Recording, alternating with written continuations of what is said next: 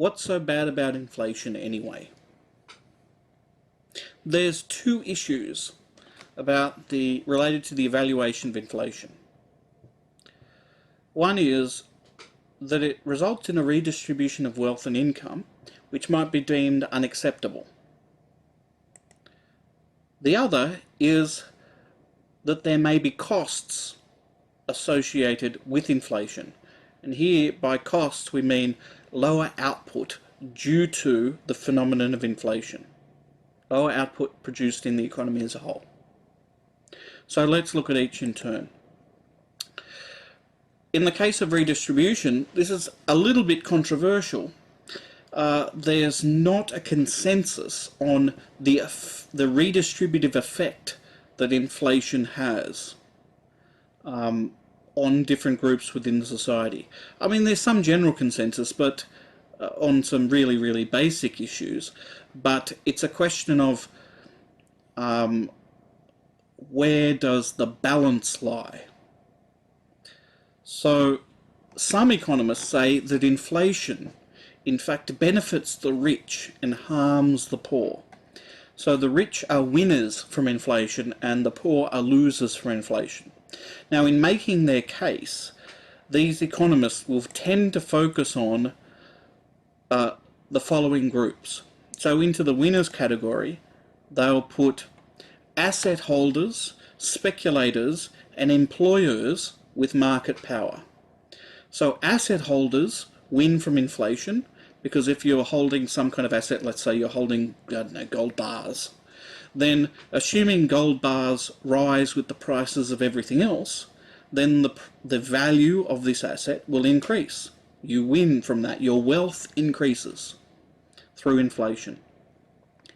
If you're a speculator, you can win from inflation, because the whole point of speculating is you buy a product and then a little bit later on down that with the intention of selling it at a higher price at a later date. Now, if inflation's occurring, then obviously you'll be trying to sell it at that higher price. You buy a product, inflation, if there's rapid inflation, then you can sell it at a much higher price and make a very large profit on that. So as a speculator, you can benefit from inflation. And employers with market power can also benefit from inflation. How so? Well, employers, let's say we're taking a large company,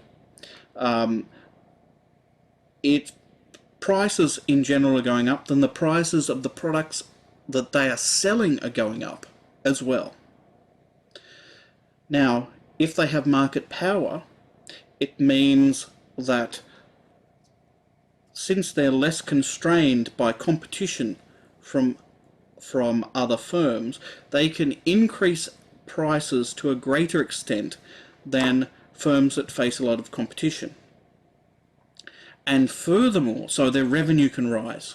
And furthermore, because if they have market power in the labour market, it means they have greater bargaining power in negotiations with their workers, who might also ask for a pay rise because prices have gone up.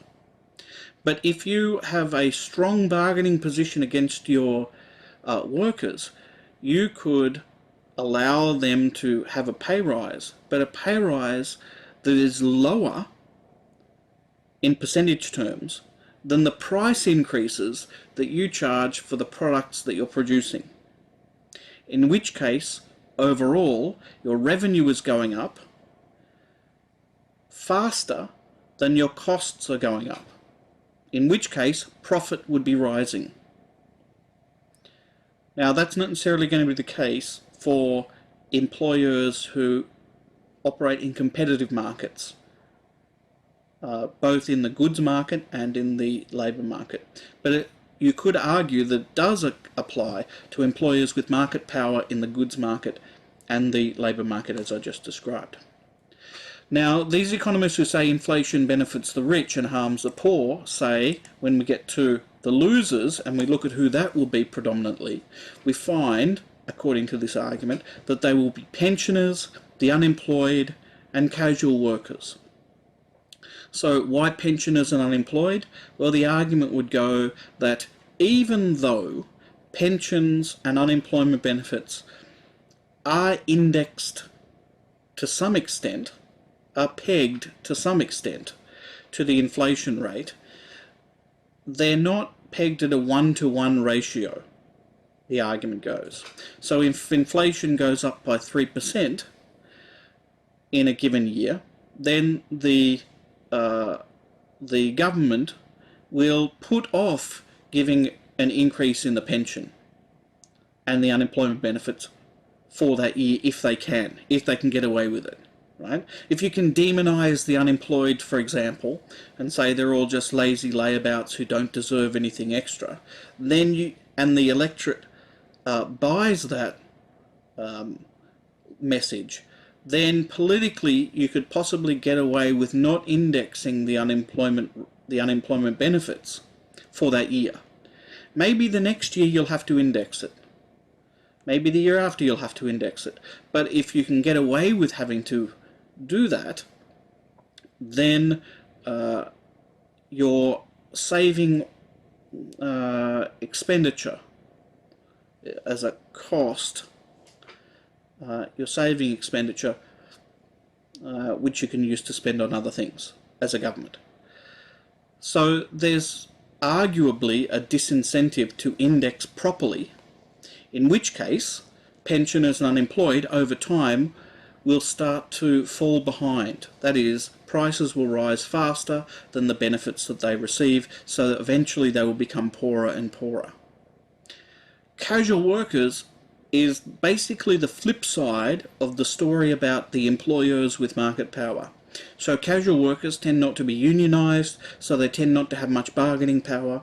So when inflation occurs, they go to their employer and they say, please sir, can I have a pay rise of 3% because prices have gone up by 3%. The employer says, there's the door, please don't get hit on the way out, I can get someone else. Assuming that there are other unemployed people in existence.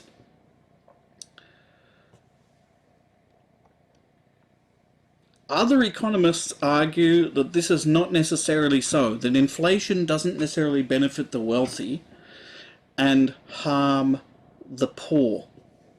So these economists who disagree with the previous group tend to focus, when they look at the winners, they tend to focus on these people. So they'll focus on mortgage holders and people who have personal loans and governments. So inflation is actually beneficial to mortgage holders. It's beneficial to mortgage holders because the real interest rates that they would have to pay fall when inflation occurs. So if you're having to pay an interest rate of 5% on a loan and the inflation rate is 3%, then how much do you have to pay back in real terms? In real terms, you're only having to pay back 2%. That is, from the perspective of the lender, they're getting back only 2% extra in terms of purchasing power. 2% extra goods that they could conceivably buy. So, from the perspective of mortgage holders, the interest payments in real terms fall. And it's the same for people who have personal loans. The interest payments they have to make in real terms get smaller. And it's the same for governments who have borrowed. So governments who have run a budget deficit, if they've borrowed money by selling government bonds, they borrowed money to do that, the interest payments that they have to make to the people who have lent them that money decreases in real terms. So these can be winners, and why you could say, and then because basically the government has borrowed money, it has to pay nothing back or little back in real terms, which means that it can use the money that it received to spend on in beneficial ways to help the poor or to build new roads, schools and hospitals and so on. So you could say on the winners' side are people who are in struggle street plus governments who can help people in struggle street, I think would be the idea. On the losers' side, the people who say that inflation doesn't really harm the poor, but it might harm the rich, is this. They focus on inflation harming lenders.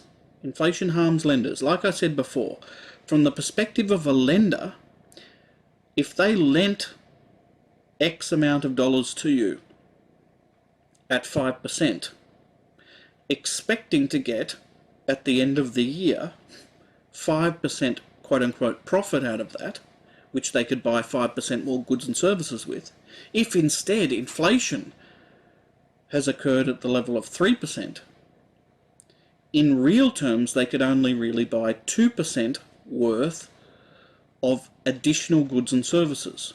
The real interest rate, in other words, that the bank receives falls because of that inflation. So you could argue that the lender, banks, lose from that.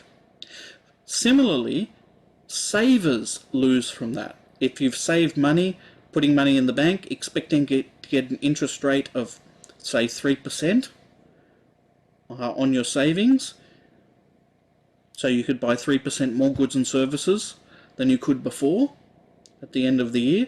If prices have gone up by 3%, you can buy no more goods than you could before. The real interest rate would be 0. 3% inflation taken off the 3% in nominal terms on paper that you're getting means that in real terms the benefit is 0. The interest rate in real terms is 0. So the savers here are represented as wealthy households. So some economists, as a generalization, might say that households that save money tend to be households that have high incomes, that is, wealthy households. Households that are poor don't save money, they spend everything they've got. So on this view of things, the winners are people who are struggling with debts, and the losers are fat cat banks and wealthy savers.